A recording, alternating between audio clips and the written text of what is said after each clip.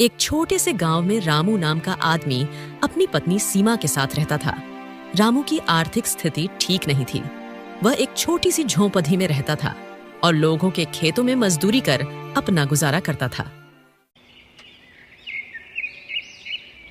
एक दिन सुबह के समय सीमा आंगन में खाली चूल्हे पर बैठी थी। पास ही रामू अपने पुराने कपड़े पहना हुआ था। रामू, थोड़ा जल्दी कर लो, आज हरिया काका के खेत पर देर हो गई तो वो फिर गुस्सा हो जाएंगे। हाँ सीमा, जानता हूँ, पर रात की गर्मी की वजह नींद ही नहीं आई। इस वजह से पूरा शरीर टूट रहा है। रामू, रोज की मजदूरी से कुछ बचता नहीं, ऐसे तो हम भूखे मर जाएंगे। तो मैं सोच रही हूँ कि पीछे की खाली जमीन पर कुछ सब्जियां उगा लूं। बिल्कुल, ये तो अच्छी बात है। चलो अब मैं निकलता हूँ, पर सुनो, अगर समय मिला तो बाजार से थोड़ा नमक और मिर्च ले आऊंगा। हाँ ले आना, वरना दाल पानी जैसी लगती है। रामू अपना फावड़ा उठाता है और बाहर निकल जाता है। रामू खेत में पसीना बहाते हुए काम कर रहा था। तभी पास में हरिया काका आते हैं। रामू, जरा तेजी से काम करो, दोपहर से पहले ये पट्टी तैयार होनी चाहिए। जी काका, पूरी कोशिश कर रहा हूँ, बस जरा थकान हो रही है। थकान एक मजदूर के अंदर नहीं होती रामू। जब पेट भर खाना मिलेगा तभी चैन आएगा। काम पूरा करो, फिर कुछ पैसे दूंगा। पैसे नहीं, अगर हो सके तो थोड़ा गेहूं ही दे देना, घर में आटा भी नहीं बचा। हरिया काका थोड़ी देर उसे देखते हैं, फिर सिर हिलाते हुए आगे बढ़ जाते हैं। दोपहर का समय रामू थका हुआ बैठा था। पास में और दो मजदूर पानी पी रहे थे। रामू के पास एक फटी थैली थी जिसमें सिर्फ एक बासी रोटी थी। वह उसे निकालता है और खाने लगता है। रामू भाई, आज फिर बासी रोटी खा रहे हो? भाई, जब तक किस्मत साथ नहीं होती तब तक रोटी बासी ही होगी। ये सुन दोनों मजदूर भावुक हो जाते हैं, लेकिन उनकी आंखों में रामू की मेहनत के प्रति सम्मान झलकता है। शाम का समय सीमा मिट्टी का दिया जला रही थी। रामू थका हारा घर लौटता है। उसके हाथ में एक कपड़ा बंधा था जिसमें थोड़ा आटा था। रामू, क्या लाए? हरिया काका ने कहा, पैसे नहीं है, पर मेहनत देखकर थोड़ा गेहूं का आटा दे दिया। भगवान उन्हें सुखी रखे, अब 2 दिन चैन से खाना खा सकेंगे। लेकिन रामू, हम ऐसे कब तक ये जिल्लत भरी जिंदगी जिएंगे? मुझे तो ऐसी जिंदगी से मर जाना बेहतर लग रहा है। तुम्हारा कहना ठीक है सीमा, लेकिन तुम चिंता मत करो। मैं कल से कोई लगा बंधा काम ढूंढ लूंगा जिससे मुझे रोज मजदूरी ढूंढने के लिए ना जाना पड़े। इसके बाद दोनों खाना खाकर सो जाते हैं। सुबह का समय रामू एक पुराना झोला हाथ में लिए हुए धीरे धीरे चल रहा था। वो अलग अलग जगह पर जाकर काम मांगता है।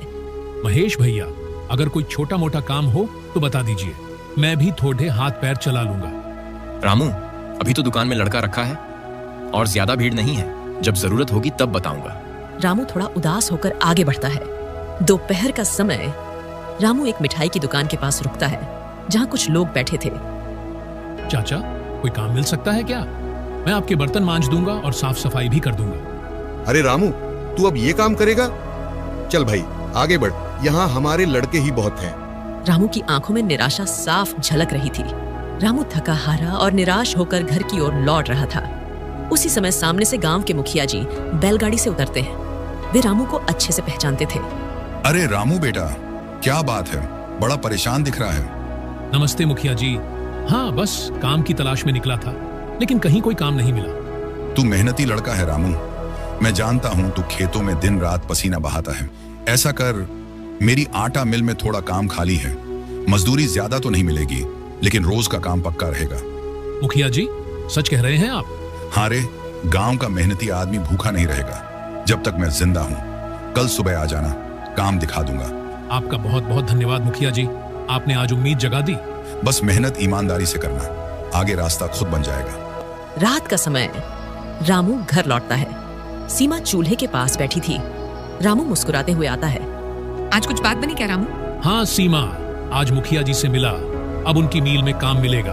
भगवान का लाख लाख शुक्र है। चलो अब हमारे भी दिन बदलेंगे। हाँ, अब मेहनत और दुआ दोनों हमारे साथ है। सीमा थाली में रोटी परोसती है। दोनों मिलकर सादा भोजन करते हैं। अगली सुबह रामू समय से पहले ही मील पहुंच जाता है। कुछ मजदूर गेहूं और बोरे उठा रहे थे। मुखिया जी रामू को बुलाते हैं। रामू देखो, तुम्हारा काम है बोरे लाना ले जाना और मशीन में गेहूं डालना। ध्यान रखना कहीं हाथ ना फंस जाए। जी मुखिया जी, मैं इस बात का पूरा ध्यान रखूंगा। इसके बाद रामू तुरंत काम में लग जाता है। वह बोरे उठाता है, मशीन में गेहूं डालता है और खूब मेहनत करता है। उसके माथे पर पसीना आ जाता है। शाम को रामू थका हुआ घर लौटता है। सीमा दरवाजे पर उसका इंतजार कर रही थी। आ गए रामू, कैसा रहा आज का दिन? बहुत अच्छा था सीमा। सारा दिन काम किया, थोड़ी थकान है पर दिल को सुकून मिला।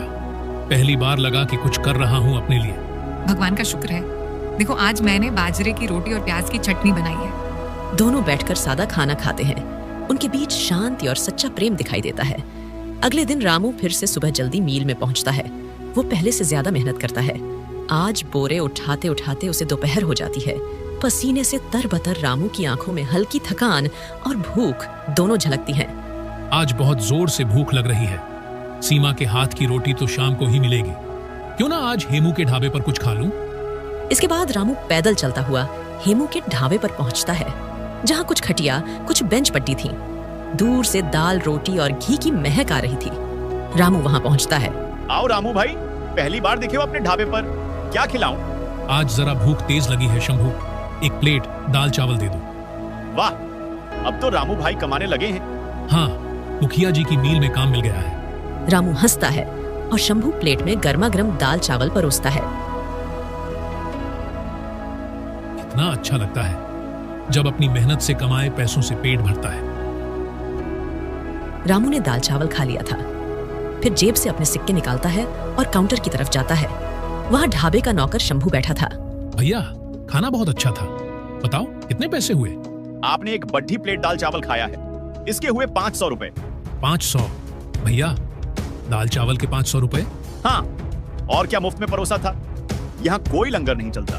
भैया, मेरे पास तो सिर्फ 20 रुपए हैं। मुझे नहीं पता था कि यहाँ का खाना इतना महंगा होगा। अब बहाने मत बना, खाना खा लिया और अब पैसे नहीं दे रहा। अभी मालिक को बुलाता हूँ। हेमू भैया, जल्दी यहाँ आइए, एक मुफ्तखोर ढाबे पर आया है। कुछ देर बाद हेमू गुस्से में आता है। रामू सिर झुकाए वहां खड़ा था। क्या हुआ रे शंभू? मालिक, इसने खाना खा लिया और अब कह रहा है कि पैसे नहीं है। 500 रुपए के खाने के सिर्फ 20 रुपए दिखा रहा है। अरे, तू वही रामू है ना, मील वाला? हाँ भैया, भूख बहुत लग रही थी, सोचा कि दोपहर का कुछ खा लूं। मुझे सच में नहीं पता था कि खाना इतना महंगा पड़ेगा। तो पहले पूछ क्यों नहीं लिया तूने? क्या समझ रखा है, मुफ्त में खिला देंगे? ऐसा कुछ नहीं सोचा भैया, बस गलती हो गई। गलती? और वो भी 500 रुपए की? अरे, भिखारी जैसे कपड़े पहनकर ढाबे में खाने चला आता है। तेरे जैसे लोगों के कारण ही मेरे ढाबे का नाम खराब होता है। रामू थोड़ा डर जाता है। वह विनम्रता के साथ कहता है, भैया, अपमान मत कीजिए। मैं मजदूरी करता हूँ, मेहनत से कमाता हूँ। मैंने उधार नहीं मांगा, बस थोड़ी सी चूक हो गई। तो क्या अब हर चुका हुआ ग्राहक यहीं आएगा? चल निकल यहाँ से, और जो पैसे हैं वही फेंक दे टेबल पर। रामू आंखें झुकाकर धीरे से अपने 20 रुपए निकालता है और मेज पर रख देता है। हेमू अब भी गुस्से में रामू को ताने मार रहा था। तभी वहां एक बाइक रुकती है। उस पर से उतरता है विक्रम, हेमू का अहंकारी और अमीर दोस्त। हेमू, क्या हो रहा है यहाँ? क्यों इतना शोर मचा रखा है? अरे विक्रम भाई, देखो ना, ये भिखारी टाइप आदमी खाना खा गया और कहता है पैसे नहीं है। विक्रम रामू को ऊपर से नीचे तक देखता है। ओह, तो अब ऐसे लोग भी ढाबे में आकर पेट भरते हैं? हाँ, इसने पूछे बिना ही ऑर्डर कर दिया और अब कहता है मेरे पास पैसे नहीं है। हेमू, ऐसे लोगों को सबक सिखाना जरूरी है, नहीं तो ये रोज आएंगे, खाना खाएंगे और बहाने बनाएंगे। वो आगे बढ़ता है और रामू को धक्का देता है। क्यों बे, बहुत भूख लगी थी? अब भुगत। हेमू, विक्रम और उसके दोस्त मिलकर रामू को पीटना शुरू कर देते हैं। रामू कुछ कह भी नहीं पाता, बस खुद को बचाने की कोशिश करता है। ढाबे के आसपास बैठे लोग तमाशा देखते हैं, पर कोई बीच में नहीं आता। कुछ देर बाद रामू जमीन पर गिरा पड़ा था। उसके बदन पर चोट के निशान थे। हेमू पास आकर फिर बोलता है, शुक्र मना कि मैंने तुझसे बर्तन नहीं मंजवा रहा हूँ, क्योंकि तुझसे बर्तन मंजवाऊंगा तो मेरी दुकान की इज्जत भी चली जाएगी। चल भाग यहाँ से, और आइंदा कहीं दिख मत जाना, वरना कचरे में फेंक देंगे। रामू की आंखों में आंसू थे। वह कुछ नहीं बोलता, बस धीरे धीरे वहां से निकल आता है। उसके कपड़े मिट्टी से सने हुए थे और चेहरा सूझा हुआ था। संध्या का समय। रामू रोता हुआ घर आता है। सीमा दरवाजे पर खड़ी थी। जैसे ही रामू को देखती है, दौड़कर उसके पास आती है। रामू, ये क्या हुआ? कौन था ये दरिंदा? हेमू और उसका दोस्त विक्रम। सिर्फ इसीलिए मारा क्योंकि मेरे पास पूरे पैसे नहीं थे। कैसे लोग हैं ये? किसी गरीब पर जरा भी तरस नहीं आता। रामू, हमारा गरीब होना ही पाप है? सीमा, आज मैं टूटा नहीं हूँ। आज मैं पूरा जागा हूं। अब इस अपमान को अपनी ताकत बनाऊंगा। रामू, अब चुप बैठने का समय नहीं है। हमें मुखिया जी से शिकायत करनी चाहिए। ये जो हुआ है वो सिर्फ हमारे साथ नहीं, किसी भी गरीब के साथ हो सकता है। सीमा, मुखिया जी तो बड़े आदमी हैं। क्या वो हमारी बात सुनेंगे? अगर नहीं सुनी तो हम गांव में आवाज उठाएंगे, पर कोशिश तो करनी ही होगी। अगली सुबह मुखिया जी अपने चबूतरे पर बैठे हुए हैं। चारों ओर गांव के कुछ लोग बैठे हैं। रामू और सीमा वहां पहुंचते हैं। मुखिया जी, रामू के साथ जो हेमू और उसके लोगों ने किया वो गलत था। एक प्लेट दाल चावल के 500 रुपए मांगना, फिर उसे पीटना, क्या यही न्याय है? सीमा बहू, मैं मानता हूं कि रामू को मारा गया, पर हेमू का ढाबा भी तो है नामी। वहां अच्छा खाना मिलता है, और जब चीज अच्छी हो तो दाम भी थोड़ा ज्यादा होता है। मैंने कभी मुफ्त में खाना नहीं मांगा मुखिया जी। जितना था उतना देने गया था, पर बदले में गालियां और मार मिली। और आप भी हेमू की तरफदारी कर रहे हैं। क्या गरीब की कोई इज्जत नहीं होती इस गांव में? मुखिया थोड़ी देर चुप रहता है, फिर बात को मोड़ने की कोशिश करता है। ऐसी बात नहीं है बहू, मैं हेमू को अच्छे से जानता हूँ, लेकिन मैं ये नहीं कहता कि उसने सही किया। तो फिर गलत को गलत क्यों नहीं कहते? ठीक है, मैं इस विषय में हेमू से एक बार बात करूंगा, देखता हूँ क्या किया जा सकता है। बस एक बात जान लीजिए मुखिया जी, अगर हमें न्याय नहीं मिला तो हम आवाज उठाना जानते हैं। मुखिया जी चुप हो जाते हैं। रामू और सीमा वहां से चले जाते हैं। दोपहर का समय। कमरे में सीमा और रामू चुपचाप बैठे थे। रामू की आंखों में गुस्सा और अपमान साफ झलक रहा था। देख लिया रामू, जब अपना ही मुखिया गरीब की नहीं सुनता तो ये गांव कैसा होगा? अरे एक तो इतनी मुश्किल से काम मिला, ऊपर से हरामजादों ने मारकर ये हाल कर दिया। सीमा, ये हेमू बहुत पैसे वाला है, उस पर कोई उंगली नहीं उठा सकता। मुखिया भी उसकी तरफदारी करता है, लेकिन अब बहुत हो गया। अब न्याय मैं खुद करूंगा। तो फिर क्या करेंगे हम? इस तरह तो न्याय मिलेगा नहीं। अपने अपमान का बदला लेकर रहूंगा, चाहे जो हो जाए। रामू तेजी से दरवाजे से बाहर निकल जाता है। सीमा पीछे से चिल्लाती है, लेकिन रामू नहीं रुकता। उधर मुखिया जी धीरे धीरे चलते हुए ढाबे पर पहुंचते हैं। हेमू मुस्कुराकर उनका स्वागत करता है। अरे मुखिया जी, आइए बैठिए, कुछ खिलाऊं आपको। हेमू, पहले मुझे तुझसे कुछ बात करनी है। सुना है तूने कल रामू को पीटा? तो क्या करता मुखिया जी, वो भीख मांगने जैसे हालत में मेरे ढाबे पर बैठा था। उसने खाने तक के पैसे नहीं दिए। अब बताओ, ऐसे आदमी को कौन झेले? हेमू, काम तो तेरा अच्छा चलता है, लेकिन लोगों को मारना, ये कहाँ की समझदारी है? वो खुद ही मार खाने लायक हरकतें करता है। ढाबे पर बैठा और पैसे नहीं दिए, उल्टा जिद करने लगा। देख, आए दिन तेरे ढाबे से लोगों के पीटे जाने की खबरें आती हैं। मैं तुझे पहले भी समझा चुका हूँ, अगर ऐसे ही चलता रहा तो एक दिन तुझे बड़ा नुकसान हो सकता है। हर किसी की इज्जत होती है हेमू, चाहे गरीब हो या अमीर।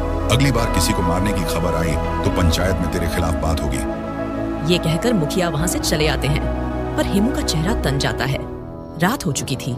रामू अकेला जंगल में चल रहा था। अब और सहन नहीं होगा, या तो मैं मर जाऊंगा या फिर इस जुल्म को मिटा दूंगा। घर पर सीमा दरवाजे पर खड़ी थी और बार बार रास्ते की ओर देख रही थी। रामू अभी तक नहीं आए, न जाने कहाँ चले गए। ना कुछ बताया ना कुछ कहा। उधर जंगल के किनारे पर एक पेड़ के नीचे रामू अकेला बैठा था। उसका चेहरा दुखी और क्रोध से भरा था। हेमू, तेरा ये अपमान भूला नहीं जाएगा। एक दिन मैं भी कुछ बनूंगा, फिर देखना क्या होगा। तभी पीछे से एक मधुर स्वर सुनाई देता है। बेटा, रात के इस अंधेरे में तू यहाँ अकेला क्यों बैठा है? और तेरे चेहरे पर इतनी उदासी और क्रोध क्यों है? रामू चौंकता है। वह बाबा को इस प्रकार देखकर कुछ देर चुप रहता है। कुछ नहीं बाबा, जिंदगी ने मजाक बना दिया है मेरा। भूखा हूँ, लेकिन पेट की आग से ज्यादा दिल में आग जल रही है। बेटा, तू अपने दुख बांट सकता है। बोल, क्या हुआ? रामू पूरा किस्सा बाबा को बताता है। गरीब की वजह से बेइज्जती, ढाबे पर पिटाई और सीमा की चिंता। बेटा, ये दुनिया बाहरी दिखावे को महत्व देती है, लेकिन ईमानदार और मेहनत करने वाले कभी हारते नहीं। इसके बाद बाबा अपनी पोटली खोलते हैं। उसमें से एक थाली में स्वादिष्ट भोजन निकालते हैं। ले बेटा, भूखा है ना, पहले कुछ खा ले। बाबा, मैं नहीं खा सकता, मेरे पास देने को कुछ नहीं है। अगर पैसे नहीं दिए तो कहीं आप भी हेमू की तरह? अरे बेटा, ये तो सेवा है, सौदा नहीं। इंसानियत में कुछ देने के लिए दिल बड़ा चाहिए, पैसा नहीं। बाबा का ये व्यवहार देख रामू की आंखें भर आती हैं। धन्य हैं आप बाबा। ये कहकर रामू खाना खाने लगता है। कुछ ही देर में वह सारा खाना खा लेता है। अब उसके चेहरे पर संतोष था। तो अब मुझे ये बता कि तेरे मन में क्या इच्छा है, तू क्या चाहता है जीवन में? बाबा, मेरी तो बस यही तमन्ना है कि मैं एक ऐसा ढाबा खोलूं जहां से कोई भी गरीब भूखा न लौटे, जिसके पास पैसे न भी हों फिर भी वो स्वादिष्ट खाना खा सके, क्योंकि मैंने खुद भूख और अपमान झेला है बाबा, और मैं नहीं चाहता कि किसी और के साथ ऐसा हो। बाबा गंभीर होकर रामू को गौर से देखते हैं। हे रामू, तेरी नीयत बहुत साफ है। आजकल के जमाने में ऐसा दिल बहुत कम लोगों के पास होता है। तेरे इसी विचार और त्याग की भावना से मैं प्रसन्न हुआ हूँ, इसलिए मैं तुझे एक वरदान देता हूँ। बाबा एक पीतल का चमकता हुआ बर्तन निकालते हैं। ये लो, ये जादुई बर्तन है। जो भी खाने की इच्छा तुम इस बर्तन से करोगे वह तुरंत हाजिर हो जाएगा। मगर एक बात याद रखना, इस बर्तन से सिर्फ जरूरत भर की चीजें मांगना। यदि लालच में आकर कुछ भी ज्यादा या अनुचित मांगोगे तो ये बर्तन कुछ नहीं देगा और हो सकता है कि अपना असर भी खो दे। मैं वचन देता हूँ बाबा, मैं सिर्फ जरूरत के अनुसार ही इसका उपयोग करूंगा। ये मेरे लिए भगवान का आशीर्वाद है। मैं इसे गरीबों की सेवा में लगाऊंगा। जाओ रामू, तुम्हारा रास्ता अब खुल चुका है। ईमानदारी और सेवा की राह पर चलते रहो, सफलता तुम्हारे कदम चूमेगी। बाबा धीरे धीरे वहां से अदृश्य हो जाते हैं और रामू भी उस बर्तन को सीने से लगाकर घर की ओर चल देता है। सीमा अब भी रामू के लौटने का इंतजार कर रही होती है। तभी रामू थका हारा और हाथ में बर्तन ले आता है। अरे रामू, कहाँ थे तुम? और ये बर्तन कैसा है? सीमा, बहुत कुछ हुआ है आज रात, मैं तुझे सब बताता हूँ। दोनों घर के भीतर चले जाते हैं। सीमा, आज जंगल में साधु बाबा मिले। उन्होंने मुझे खाना खिलाया और मेरी बातों से खुश होकर ये जादुई बर्तन दिया। जादुई बर्तन? हाँ, इससे जिस भी खाने की इच्छा करेगो वो बनकर आ जाएगा। मगर बाबा ने कहा है सिर्फ जरूरत के अनुसार इस्तेमाल करना, लालच नहीं करना। अरे वाह रामू, फिर तो चलो देखते हैं कि ये सच में काम करता है या नहीं। ओ जादुई बर्तन, हमें 2 लोगों के लिए स्वादिष्ट खाना दो। कुछ ही क्षणों में बर्तन से गर्मा गर्म खाना निकलता है। रोटी, सब्जी और खुशबूदार चावल। हे राम, ये तो चमत्कार है। अब मैं अपना सपना पूरा करूंगा सीमा, गरीबों के लिए ढाबा खोलूंगा। अगली सुबह रामू के घर के बराबर में छोटी सी छप्पर वाली जगह में ढाबा लग चुका था। रामू और सीमा काम में व्यस्त थे। वे बर्तन को छिपाकर अंदर रखते हैं और बाहर खाने के लिए मेज कुर्सियां सजाते हैं। रामू, देखना, आज दिन हमारा है। तभी एक बूढ़ा आदमी आता है जो पुराने कपड़े पहने हुए था और काफी थका लग रहा था। बेटा, कुछ खाने को मिल जाएगा? बहुत भूखा हूँ। आइए बाबा, ये ढाबा आप जैसे लोगों के लिए ही है। रामू अंदर जाकर बर्तन से कहता है, एक गरीब बाबा के लिए गर्म और स्वादिष्ट खाना दो। बर्तन से लाजवाब खाना निकलता है। बूढ़ा खाना खाता है। ऐसा खाना खाकर उसकी आंखों में आंसू आ जाते हैं। बेटा, क्या खाना है? इसकी खुशबू तो रूह तक में उतर गई। आपको अच्छा लगा बाबा? अब बताइए कितने पैसे दूं? क्यों हंस रहा है बेटा? मैं ही पैसे दूंगा ना। बताओ कितना हुआ? सिर्फ 10 रुपये हुए बाबा। क्या, सिर्फ 10 रुपये? इतने कम पैसों में इतना स्वादिष्ट खाना? हाँ बाबा, अब यहाँ कोई भूखा नहीं रहेगा। न पैसे की टेंशन, न स्वाद की कमी। बेटा, तेरा ढाबा दिन दूनी रात चौगुनी तरक्की करे। मैं और लोगों को भी लाऊंगा यहाँ। बस सबका पेट भरे, यही मेरी कमाई है बाबा। धीरे धीरे रामू का ढाबा अब पूरे इलाके में प्रसिद्ध हो चुका था। स्वादिष्ट भोजन, सस्ते दाम और नम्रता से भरे व्यवहार ने सभी का दिल जीत लिया था। रामू भैया, सच कहूं तो आपके ढाबे जैसा स्वाद पूरे शहर में नहीं। धन्यवाद भैया, मेरा उद्देश्य ही यही है कि कोई भूखा ना रहे। शाम का समय रामू के ढाबे पर बढ़ते ग्राहक देख हेमू चिंता में पड़ गया। ये रामू का ढाबा हर दिन मेरे ग्राहक छीन रहा है। ऐसा कैसे हो सकता है? जरूर कोई चाल है, कोई रहस्य है इस सब के पीछे। कल ही उसे ढूंढकर बात करनी पड़ेगी। बस अब बहुत हुआ। अगली सुबह हेमू और विक्रम ने योजना बनाई। उन्होंने रामू को रास्ते में रोका। रामू, अब बता भी, तू इतनी जल्दी कैसे आगे बढ़ गया? कुछ नहीं, बस ईश्वर की कृपा और मेहनत है। झूठ मत बोल। इतने में हेमू और विक्रम ने रामू को पीटना शुरू कर दिया। फिर रामू को मजबूर होकर सब कुछ बताना पड़ा। ये सुन हेमू और विक्रम ने देर नहीं लगाई। वे उसी रात रामू के घर जा पहुंचे। ओ बर्तन, हमें सोने चांदी दे, बहुत धन चाहिए हमें। बर्तन शांत रहा, जैसे उसने कुछ सुना ही नहीं। शायद ये खाना देने वाला बर्तन है। ओ बर्तन, हमारे लिए स्वादिष्ट खाना बना। लेकिन बर्तन फिर भी शांत रहा। न कोई आवाज, न किसी प्रकार का खाना। धोखा दिया इस रामू ने। इस बर्तन में कुछ नहीं। चलो छोड़ो इसे, ये सब नाटक है। इसके पीछे कोई और ही बात है और हम इसका पता लगा कर ही रहेंगे। हेमू और विक्रम गुस्से से तिल मिलाकर वहां से चले गए। अगले दिन भी रामू का ढाबा पहले जैसा ही चल रहा था। लोग स्वादिष्ट खाना खा रहे थे और खाने की खुशबू हवा में फैल रही थी। रामू भैया, आप जैसे लोग समाज की असली संपत्ति हैं। बस आप सबका आशीर्वाद बना रहे, वही काफी है।